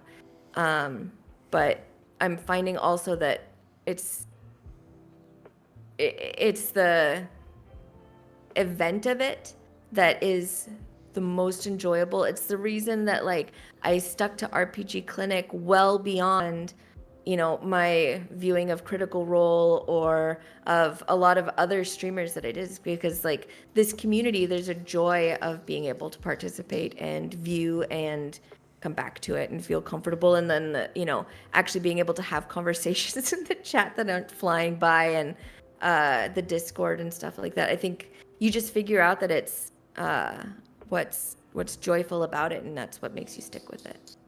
If it stops being fun, we'll stop doing it. I mean, that's kind. I super appreciate that. I mean, we have also mentioned that, like, the instant this stops being fun, we don't want to do it, right? Mm-hmm. And like any kind of relationships take work. I feel. And that's not just romantic relationships, but friendships as well, right? If you put some work into it, then it'll have a better chance of lasting for longer. And there's always going to be ups and downs. And the trick is to recognize if a down is a temporary low spike due to outside factors, or is it an indication of a trend and it's not really going to get better from there. Which is usually the time that you would say that that's when you would end a relationship, or you would stop hanging out with somebody, or you would end a game. And it is still something that I appreciate about the people who tune in and watch our stuff, is that there is that kind of sense of community that we like to engage with. I mean, for a time, I actually ran an Exalted game over on Beanduck's channel, and we did not have live chat. We had occasionally, when we took a break, somebody would send over some choice quotes from chat that we could read and react to. But in general, the players did not have access to chat at all. I did, in case there was an issue, but I didn't look because that's not what we were doing. And I didn't have as much fun. I mean, I really enjoyed playing with the people who we were playing with. Playing with Jess and Amir was a lot of fun, but oh my gosh, they're the best. Yeah, but it just didn't feel the same without the community around, and it does make a difference. And when Discord kind of happened and we were able to do that, then it meant that, hey, even if you couldn't tune in live, you could still be a part of it, you could still participate, and that helped. It is a part that I really did appreciate as well. And that's not something that is easy to discount, because inevitably when it comes to communities like this, you have to also occasionally, you need to be able to bring in people who haven't been there from the beginning, because you will always lose people from a community for one reason or another. That's not always a negative thing either. If you get a sweet new job somewhere, but it means that now you don't have enough time to participate in the online communities that you're a part of, it would be selfish of us to be like, well, no, don't take this sweet new job, because I really need your sick takes on our role-playing game. But that's why it's great when new people can come in. Sorry, go ahead. I was gonna say, and it is a difference. Like if you are playing a game that you like, it's just a for the players and the storyteller, or it's just the people at the table kind of game, then it's less of a thing. Like I play on Sundays, we don't stream that at all, and it's just the focus is the game, and we're having fun and hanging out with each other and everything. But if you do decide that you're going to be streaming, having that like feedback is just it's just kind of part of it, and making sure that the audience is having fun and that we're telling a fun story and that if they've got like a really cool experience happening, like it has like a feedback loop to us. Like people get really excited if somebody makes a comment about your character, one way or the other, like you're just like, they noticed me kind of thing. So it's yeah, I think I'm finding that the tiny little community of regulars that we are building are just, they're kind of joining the table in a sense. I say with hesitation because they're, I don't, we aren't taking audience suggestions or anything, but they're part of the experience that we're having. I mean, there's different ways to participate, and that's okay. Ain't nothing wrong with that. Yep.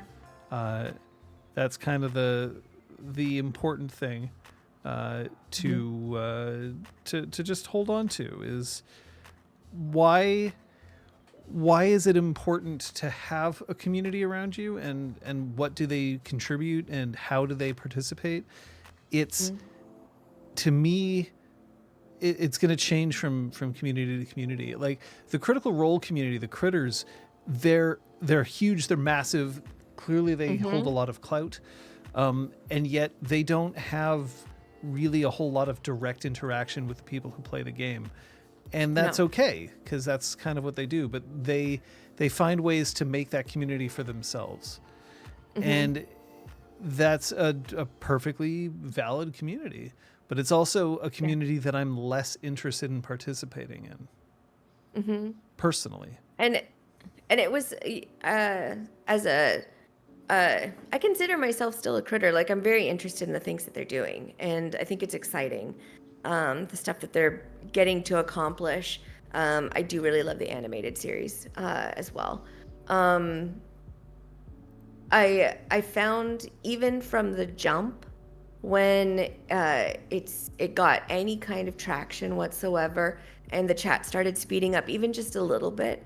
The critters started breaking up into separate communities. There would be like Discord watch parties as opposed to everybody watching and commenting in the main screen, to have a sense of community that was like people that you can actually talk to and like and hang out with.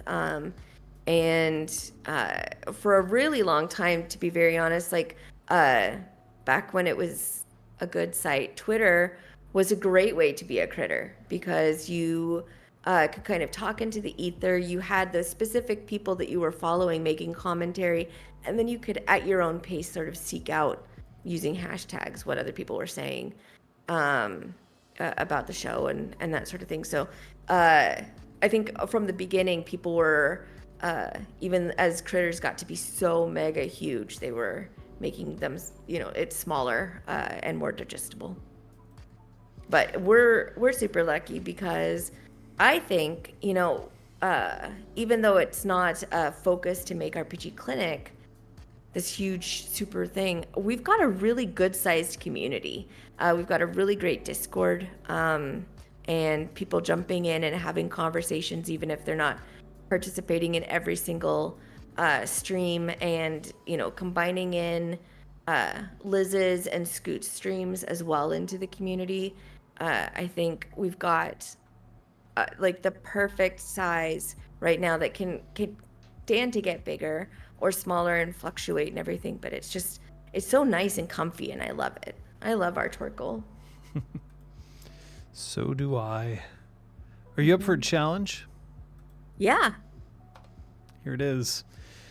Gil asks, on the subject of homebrew, what are some of your best system neutral advice for making your own? So we're talking both crunch and fluff here. Okay. Yeah. I think, okay, the first thing that I would say in terms of crunch, because I'm not going to have a lot to say on crunch, I'm crunch averse generally, is if you're going to have in a homebrew or otherwise house rules that are different from the system that you are playing, make that part of your session 0. It's what we're doing right now in our practice game, our homebrew, where we literally went house rule by house rule and made sure everybody understood what it was, and then had a discussion to agree or exclude it. So these were all of the house rules everybody pitched.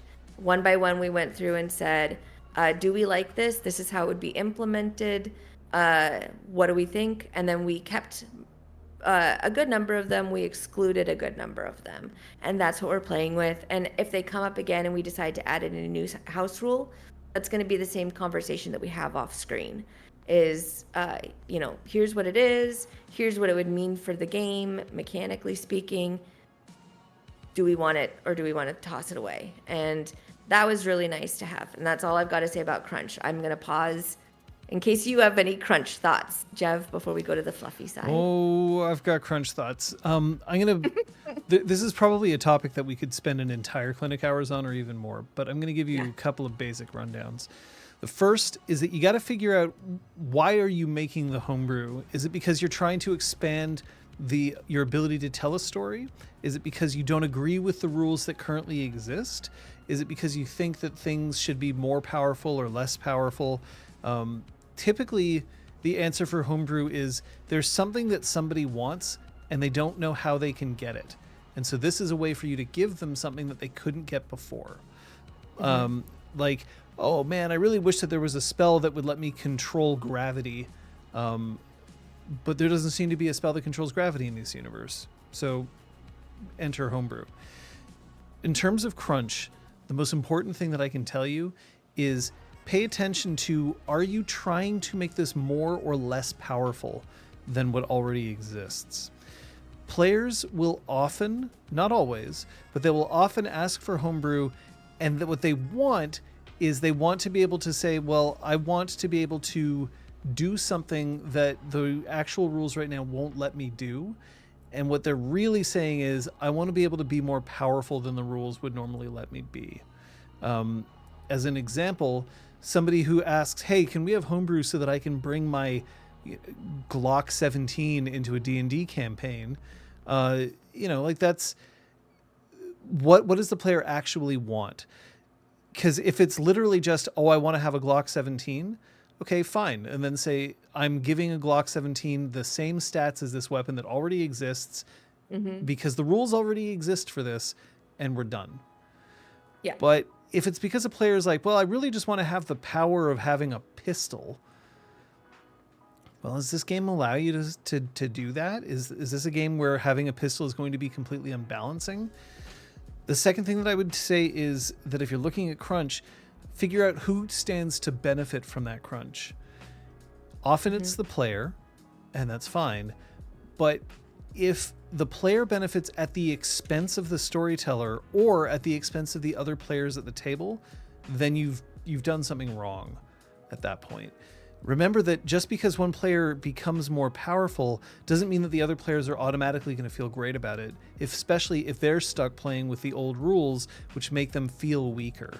And if the storyteller is constantly needing to adjust things in order to put up with the rules that has been created, difficult. So the last thing that I'll say, again, in this very abbreviated thing before we move on to fluff, is reserve the right, if you create homebrew, to say at any point, anyone at the table can bring up that they're uncomfortable with how the homebrew is proceeding and that we might need to make changes. It's not just between the storyteller and the player who is currently using this homebrew, or necessarily some homebrew affects the entire game, but you got to leave that open, because the best game designers in the world playtest their stuff constantly. And you can't assume that you're going to get it right on the first try. You have to assume that you won't, and that you'll need to tweak it as you move forward. So if you allow everybody that sort of feeling of, yeah, we're going to try, but we can't necessarily rely on it, that's okay. But just holding on to something, especially if somebody says, well, no, you can't take this away from me. You gave it to me and now I don't want to give it back. Well, I gave you something not knowing whether or not it was going to work well, because arguably the player would then be banging on your door if it was underpowered and saying, well, now it sucks and now I want something better. So you have to be able to play it both ways. Totally. I mean, for that point, Isersha's race, Infested, is a homebrew that I made up. And we're seeing how it works live, because I haven't had a chance to play her. We actually, in the last game, kind of came up against one of her innate abilities that she's got, which is basically null sensitivity. So she can't tell if something is magic or what school it might be from. She can tell if it's not magic. And that's, it does answer the question. If she can tell that if something is just like, if it's not giving a sense of being not magical, then it must be magical. So it kind of gives that thing and that effect. And I could hear when it actually first came into play, Danny was just like, yeah. So I think Danny is thinking about it, and we might rewrite it a little bit. But I'm totally happy with that as well, because I've brought something in that I don't know if it's going to be super effective. It seemed really cool to me when I was coming up with it, and at first glance, Danny was just like, yeah, this seems reasonable. But then in actual play, maybe we're gonna have to make some tweaks to it, and that's happened occasionally. The other thing, just as a super aside for Crunch, one of the things, if you've been a part of this community that you know for a really long time, is I fucking love intimacies from Exalted.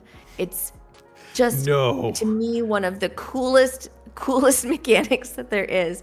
And I'm definitely trying to make other people that I know who've not experienced Exalted, like secret Exalted addicts. So the next time I run a game, I am going to try and implement intimacies. Most of my friends are D&D folks. So my idea is that we'll have intimacies. If it's like a strong positive intimacy, it might give you advantage on a roll. And if it's like a negative intimacy, maybe it gives you a disadvantage. But it's kind of like the passion of it is that people want to be able to lean into those things. And so I'm going to have to like really have good conversations with my players ahead of time to say, this is what I want to try. Like, this is part of the experiment, and hopefully it works and they like it, but we'll see. It is also fun to find mechanics that you've liked in other games and then bring them along. I think that's super legit. And a lot of the things that you've also mentioned are mechanics that aren't necessarily game breaking anyway. Yeah. So yeah. And it is something that I do really like about the Exalted system, is that intimacies are a really fascinating way to gain insight into a character. And it does make me think that, like, how would I feel about putting that into, say, our current werewolf game, of finding out, this NPC or this PC's feeling about something by being able to get their intimacy and understanding a bit more about their character that way. Yeah. So, and know how to work them. And would that help to bring a more social system into a game where that doesn't necessarily exist, because you have like 3 social skills? So I don't know. We'll see. If it works, I'll follow up with everybody. I'll dip my toe into the Crunch channel on the Discord and let people know how it's going. Fluff. Okay. For me, when I'm doing a homebrew game, the starting point that I must begin with personally, because of just the types of games that I run, they're usually high fantasy games. I need to have an understanding of the setting and like the geographical setting. So creating a map is where I start from anything. Previously, when I was helping out with a large community that did World of Darkness, like a cross splash game with all of the different little critters running around. I got to be an admin as we were moving into a new city, because every couple of years we would redo the setting. And we decided we were actually going to set the new setting in Portland. And I suddenly became hyper aware of everything that was going on in my city. And in order for me to figure out, like, how are we going to, like, have this function politically? Like, where are we going to be able to set things? Like, I got out a picture of the map. And because I happen to live there, I like literally drove to a couple of places to figure out, like, okay, I think I get it. I think how we can get all of these different splats working together to function in a city, and this is kind of going to be the meta of how Portland functions, and taking into account the culture of Portland. So that's where I start with, is in homebrews, is I start with a map. I think that starting with something that you get excited about is sort of the core, and it can often be easy to get excited about a place that you already know, or a place that you've been or visited, or a place that you can find information about relatively easily. If I'm working on fluff for something, first of all of the campaigns that I run, I've never run a pre-generated campaign. I've always kind of come up with stuff on my own, and sometimes I borrow from the meta plot for World of Darkness games when they still had meta plots. Sometimes I borrow from real world information, right? Like currently our game is set in Montreal, and there's places in Montreal that you can go and visit in real life. But I always try to find, for me, what is something that I'm personally excited about and interested in examining, and then I build things around that. So let's say that I'm excited about how people would feel about. I'll use the most common thing, which is a tavern, right? But what is it about the tavern that's interesting? Why would I visit this tavern instead of any other tavern? And maybe it's because this is the tavern that has the absolute worst food, and yet people still go there to buy it. Or maybe it's the tavern that the alcohol's watered down and the tables are always rickety, and every night there's at least one chair that gets broken because, like they haven't been replaced in 50 years.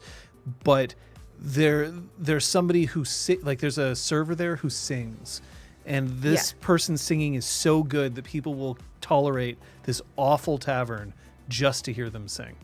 And so for me, having a hook involved in every place that you put in, just something that's like, why is it like this, or what can we do to make it memorable, is the kind of thing that I would want to see when I create homebrew.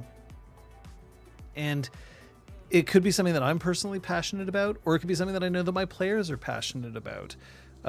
When we created the setting for our online chat role play based on the thing that we did, we chose a theater because all of us know how theaters work.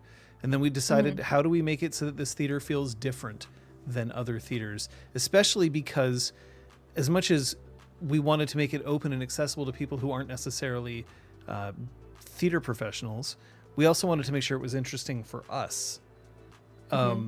So we had ideas that we could bounce around and all that. Hooks are the other ways that you can also make sure that a player can remember a location, person, place, or thing. Because if they all sound generic and if they all sound the same, then eventually they blur together and people aren't going to be all that excited about returning to a city. But if you can say, oh, we're finally making it back to this city, that's the place with the tavern with the absolute worst food but the best singer that I've ever heard, and then you bring them together at that point. Yep. The other thing that I guess is also a consideration for homebrew is, especially in game that it has a setting associated with it. So like Dungeons and Dragons has a ton of settings associated with it. Exalted is incredibly setting tied, etc. So what is it that makes you want to change from the setting, like in order to like create this thing, this particular world, but also like what is it that you want to do like keepsies on for that? Do you want to keep the Pantheon from Faerun when you decide to do your homebrew for D&D, because then everybody kind of knows what they're working with in terms of deities, you're comfortable with it, even if you're not actually in Faerun because you've created your own world. So what's the stuff you want to keep? Almost everything in Fractus is homebrewed, but Danny decided to keep everything that's has to do with the hells the same. So all of the archdevils and the battle between devils and demons, that kind of thing, all of that's intact. So it's a really good reference point for myself and Isolde's players who are jumping into it, because with the exception of Kaladin, who's already got his backstory completely locked in for the new setting, we don't have a huge number of like super religious people. So having a completely different pantheon wasn't a huge stretch for that particular homebrew. It's funny when you say particularly the religious people, I had to manually readjust because I'm like, players? Characters? Yeah. He's a paladin, but we don't have like hyper clerics or anything like that. We've got somebody, I think, who multi-classed into cleric, but in a more natural spiritualistic kind of way, as opposed to a deific sort of way. Yep. Legit way to play a cleric still. Yeah. And let's see. Other things that I really consider for homebrew is making sure that the players also have a good sense of the world. And so I personally don't want to make something so alien to the experiences that they may have had either from playing previous games or reading books or just kind of, like daydreaming, that when they're trying to think of characters, they have a hard time figuring out a character that's going to slot into that space.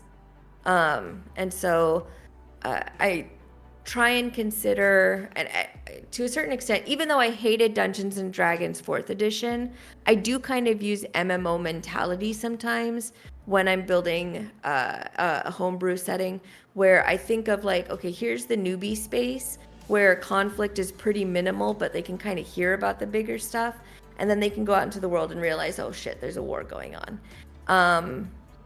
And that's kind of how I want to set up a lot of games, is start out where what they're dealing with and what they're considering is very limited, but they have a sense, as players at least, of what the larger stuff is. Like, I don't want to create a world where, I don't know, elves have, like, the elvish government that used to be in charge was really shitty and mean to people, so people kind of have a distrust of elves in power, and then have somebody play an elf and not have them be aware of that, so they're just going about their day, and suddenly like people are treating them kind of mean, and they're like, what the hell?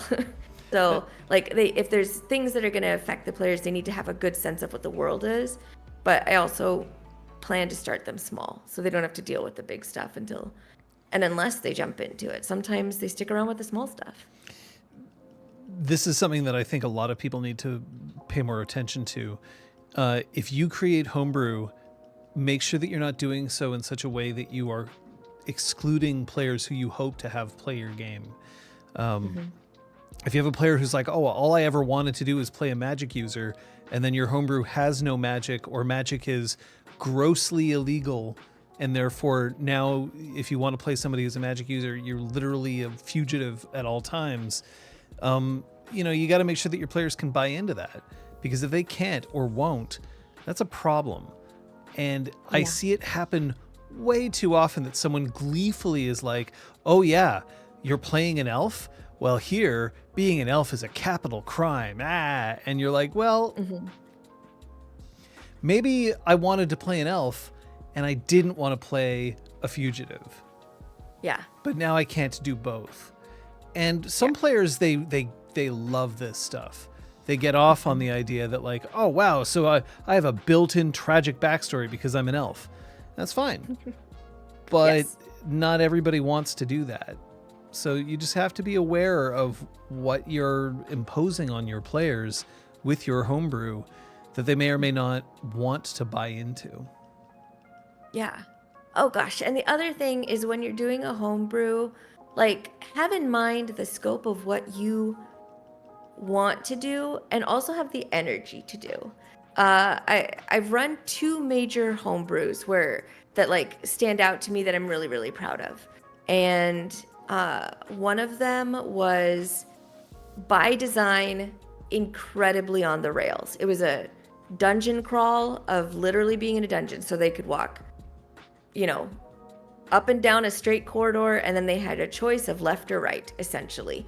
And so it was a super on the rails thing. And then the fun of the campaign was them figuring out why the fuck are we in this dungeon, because they woke up with no memories in this dungeon and didn't know each other and just had each other to rely on to get out because there was no other way. And so that was kind of the story of it. But I knew that like I needed to have at that time, because I was taking a lot of classes and also working, that I needed to have something where when it was time to run this game for them, I knew exactly what was coming because I'd built the whole thing from front to end, and I was just waiting for them to encounter it and seeing how they encountered it. And it was really successful, but that's what I had the capacity for as a DM at the time, so that's what I homebrewed. Then the next one was a much bigger, it was my Earth campaign, OERTH, because I constantly say what on earth and I did not want to make it sound weird, was a much more of a sandbox. So they kind of got to go anywhere they wanted to based on the hooks they were interested in. And at that point, I had the capacity for that and the ability to say, okay, well, I really know what this is, and I'm super happy to imagine what the next thing is on the fly. The other thing, just to add on to that for just what you have the capacity to do, especially if you play a game that does have modules, don't be afraid to throw modules into it. If you're just like, oh shit, they went to a place I really haven't got any plans for. Let me see if this, if there's a module that somebody else has written that kind of fits. And I threw that into the game multiple times, and it worked out, and the players didn't really know. And, I called it out, and I said thanks at the end for the author of this particular module. But that was that. It was good. So keep in mind, while you're imagining grand things, what do you actually have the energy to run? And do you need to keep it kind of on the rails, or can it be sandboxy? And then tell the players, hey, this is going to be kind of on the rails, or this is going to be sandboxy, so they can play accordingly. Dropping some knowledge bombs here. Straight up for everybody. I gotta say, it's been fantastic having you on. Why are we not doing this more often? But right? For I people, guess it's because you've got werewolves invading every Sunday. Well, yeah, I mean, the moon, it happens. Yeah. Just for people who may not have been here from the beginning, you want to just let people know where they can find you, where you play?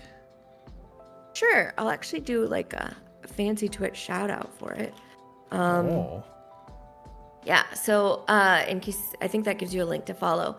But on Wednesdays at 6 p.m. Pacific, 9 p.m. Eastern, North American time, we play on Pinky Pact here on Twitch.